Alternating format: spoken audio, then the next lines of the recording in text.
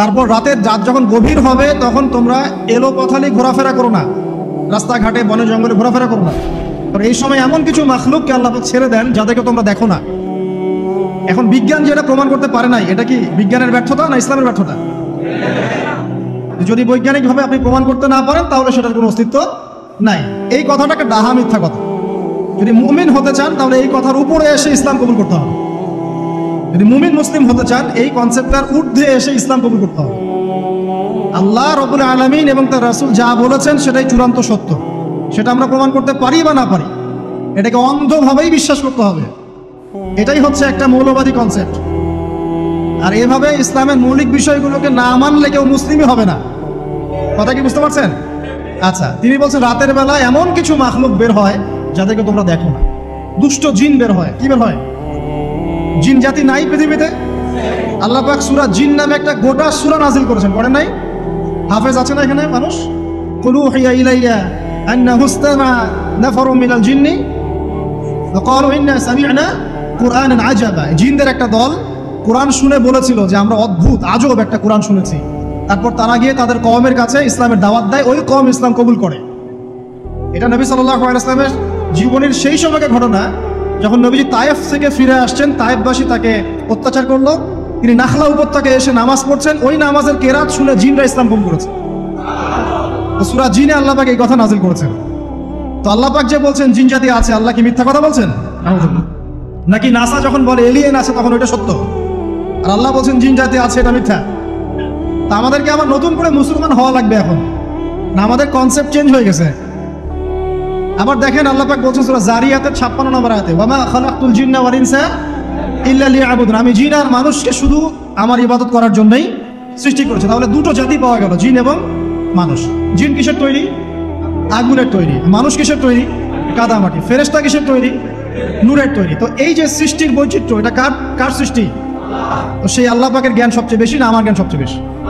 সেই আল্লাহর পক্ষ থেকে যখন কোরআন এবং হাদিস নাজিল হবে তা আমি অন্ধভাবে মানবো না? নাকি আমি আল্লাহকে চ্যালেঞ্জ করবো ইবলিসের মতো?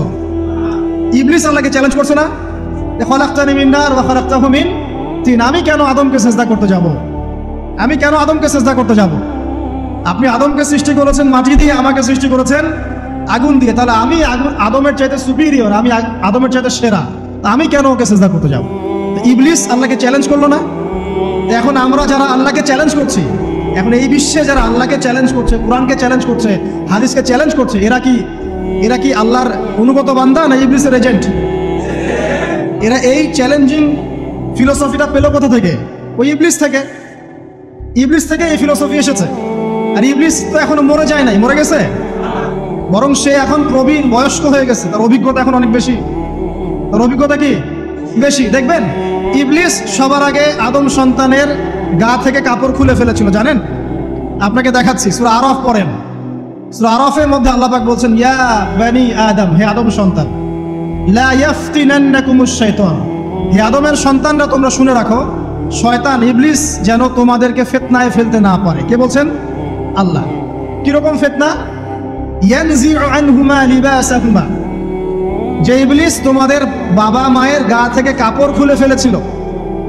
ইয়া বানি আদম লা ইয়াফতিনান্নাকুমুশ শাইতান কামা আখরাজা আবাওয়াইকুম মিনাল জান্নাহ ইয়ানজিউ আনহুমা লিবাসাহুমা।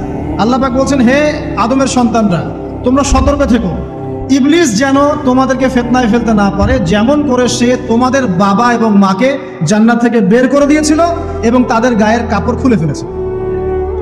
কখন কাপড় খুলে গেছে জানেন? যখন ওই যে গাছের কাছে তারা চলে গেলেন, ওই যে এই গাছের কাছে যেও না, ওয়ালা তাকরাবা হাদিহিশ শাজারা, তোমরা এই গাছের কাছে যেও না।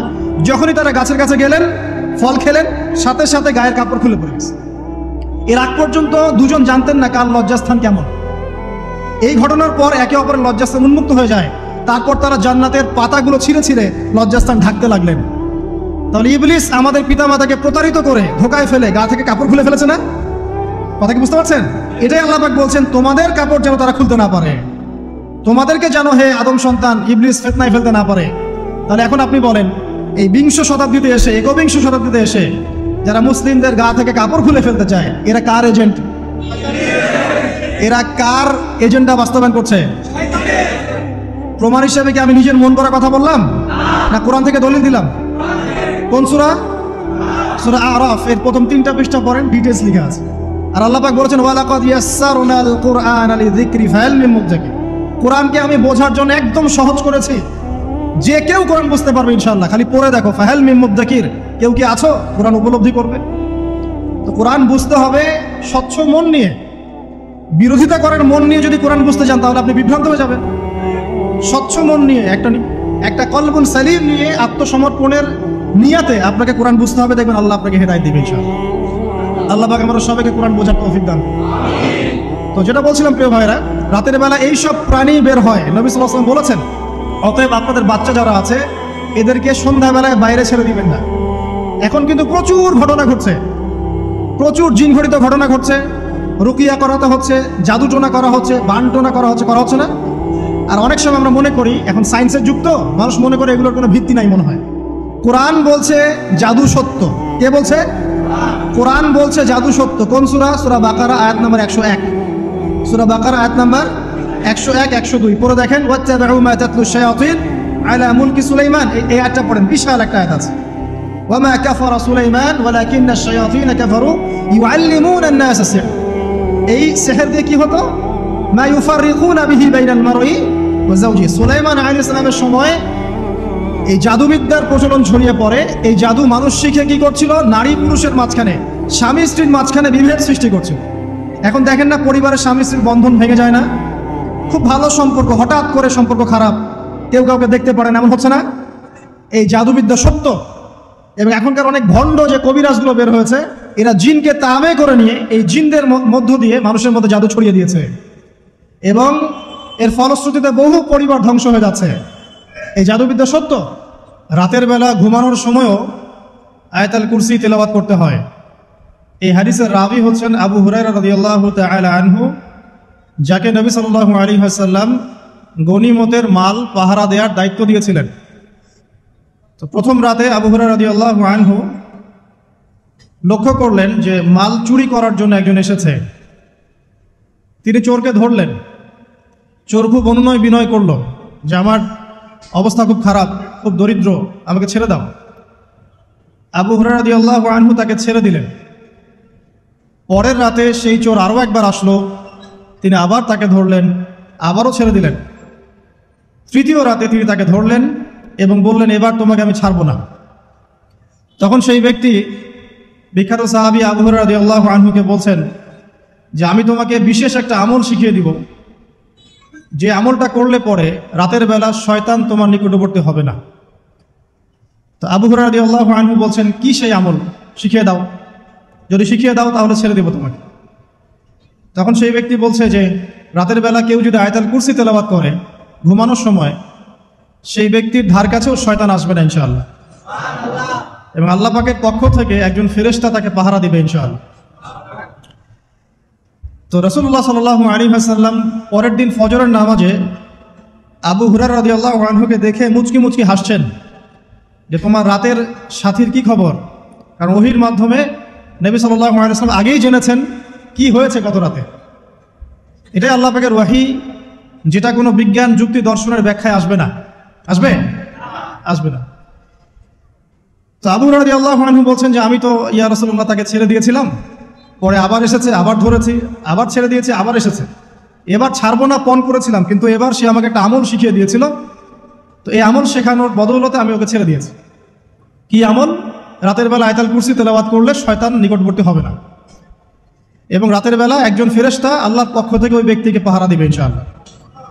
তো রাসূলুল্লাহ সাল্লাল্লাহু আলাইহি ওয়াসাল্লাম বলছেন এই কথা শুনে যে তোমার কাছে এসেছিল সে হচ্ছে ইবলিস, শয়তান। সে যতগুলো কথা বলে তার বেশিরভাগ কথাই সে মিথ্যা বলে, তবে এই কথাটা সে সত্য বলেছে। তার মানে আয়াতুল কুরসির ফজিলত কে জানিয়ে দিল? তাহলে জ্ঞান যদি সত্য হয়, জ্ঞানটা যদি সত্য হয়, মানে আল্লাহ এবং তার রাসূলের দলিল থাকে সেখানে, তো সেই সত্য জ্ঞানটা নেয়ার ব্যাপারে কোনো প্রতিবন্ধকতা থাকবে না। যে কোনো ব্যক্তি এমন কোনো কথা বলুক যেটা কোরআন এবং সুন্নাহর সাথে মিলে গেছে, এই কথা নিতে কি কোনো আপত্তি আছে? নাই। আর যে কোনো ব্যক্তি যত বড় আলেম হোক আর স্কলার হোক আর বুদ্ধিজীবী হোক না কেন, তার কথা যদি কোরআন সুন্নাহর সাথে না মেলে সেই কথা কি আমরা গ্রহণ করব? এই সহজ কথাটা মেনে নিলে কিন্তু মুসলিমদের মাঝে কোনো ইখতিলাফ থাকে না। তারপরেও হয়তো কিছু মতপার্থক্য থাকবে, সেটা ইসলামের সৌন্দর্য, সেটা ইসলামের সৌন্দর্য। যেমন আপনি ফজরের আগে বেতরের নামাজ পড়ছেন, তাহাজ্জুদের নামাজ পড়ে বেতরের নামাজ পড়ছেন, তারপরে 2 রাকাত সুন্নত পড়ছেন, তারপরে ফরজ পড়ছেন, ঠিক আছে? এই আমলটা নবী সাল্লাল্লাহু আলাইহি ওয়াসাল্লাম কর্তৃক স্বীকৃত এবং সুন্নাহ। এখন কেউ যদি ঘুমানোর আগেই বেতের নামাজ পড়ে ফেলে, ঘুমানোর আগেই সে বেতের নামাজ পড়ে ফেলে, শেষ রাত্রে যদি নফল নামাজ পড়ার সুযোগ হয় পড়লো, পরে সুন্নত পড়ে ফজরের 2 রাকাত ফরজ পড়লো, তার আমল কি বাতিল? তো বেতরের নামাজ ঘুমানোর আগে পড়লেও চলে, শেষ রাত্রে পড়লেও চলে। ইসলামের এটা সৌন্দর্য না? সৌন্দর্য। মনে করেন যে আপনি জোহরের আগে, ফরজ নামাজের আগে 4 রাকাত সুন্নত পড়লেন, পড়েন না? আচ্ছা, এটা হাদিস থেকে প্রমাণিত তো? আচ্ছা, কেউ যদি 2 রাকাত সুন্নত পড়ে হবে না? হবে না? এটার হাদিস নাই? আছে, তাহলে এটা সৌন্দর্য না? এটা সৌন্দর্য। কখন এটা আমল করলেন, কখন ওইটা আমল করলেন। আচ্ছা, এরকম বলতে গেলে রাত শেষ হয়ে যাবে আসলে। মানে অসংখ্য আমল আছে যেগুলো ইসলামের সৌন্দর্য। রাসূলুল্লাহ সাল্লাল্লাহু আলাইহি ওয়াসাল্লাম সাহাবায়ে কেরামের যুগে এভাবেই সাহাবীরা আমল করেছে। আর এখন কি হয়েছে, আমরা যে হাতির 7 কানার হাতি দেখার গল্প আছে না? কেউ বলেছে হাতি হচ্ছে খাম্বার মতো, কেউ বলেছে কুলার মতো, কেউ বলেছে হাতি হচ্ছে কি বলেন, এই যে কি সুচালু কিশোর মতো। আসলে পুরো হাতি সম্পর্কে এদের কারোই ধারণা ছিল না। আমাদের সমস্যা হচ্ছে আমরা ইসলামের অংশ বিশেষকে ফলো করি, এর বাইরে কিছু পেলে আমরা মনে করি সেটা আর ইসলামে নাই। তাই হয় না? আমি যতটুকু জানি বুঝি এতটুকু আমল করি, এর বাইরে যদি কোনো দলিল থাকেও সেটা মানার ব্যাপারে আমাদের আগ্রহ থাকে না। তখনই কিন্তু ইসলামকে নিয়ে আমরা এই যে দলীয়করণে চলে যাই, আর আস্তে আস্তে মুসলিম উম্মার ঐক্যটা নষ্ট হয়। ঐক্য নষ্ট হতে হতে আজকে কি অবস্থাটা তো দেখতেই পাচ্ছেন। তো আগে ওই জায়গাটা শেষ করি। নবী করিম সাল্লাল্লাহু আলাইহি ওয়াসাল্লাম রাতের বেলা এই আমলটা করতেন। কি করতেন? আয়াতুল কুরসি তেলাওয়াত করতেন। আরেকটা গুরুত্বপূর্ণ আমল, সেটা হচ্ছে সূরা বাকারার শেষের 3টা আয়াত তেলাওয়াত করতেন। কয়টা আয়াত? কোন কোন হাদিসে আছে 2টা আয়াত। এই যে 3টা আয়াত কোন হাদিসে, আবার কোন হাদিসে 2টা আয়াত। কেউ যদি 2টা পড়ে তার আমল কি বাতিল হবে? আর যদি কেউ 3টা পড়ে আরো ভালো, উত্তম। ঠিক আছে, তো শেষের 3টা আয়াত হচ্ছে লিল্লাহি মা ফিস সামাওয়াতি, এখান থেকে নিয়ে ফানসুরনা আলাল কওমিল কাফিরিন পর্যন্ত। নবী সাল্লাল্লাহু আলাইহি ওয়াসাল্লাম বলেছেন রাতের বেলা কেউ যদি এই আমলটুকু পড়ে, শুধু এতটুকুই পড়ে, সূরা বাকারার শেষের 3টা আয়াত বা 2টো আয়াত, সারা রাতের জন্য যথেষ্ট হয়ে যাবে ইনশাআল্লাহ। মানে সারা রাত নফল পড়লে যে নেকি হইতো, আপনার এই আমলটা করলে সে নেকি হয়ে যাবে ইনশাআল্লাহ। এবং আরেকটা ব্যাখ্যা হচ্ছে সারা রাতের দৃশ্য অদৃশ্যের যে ক্ষতি আছে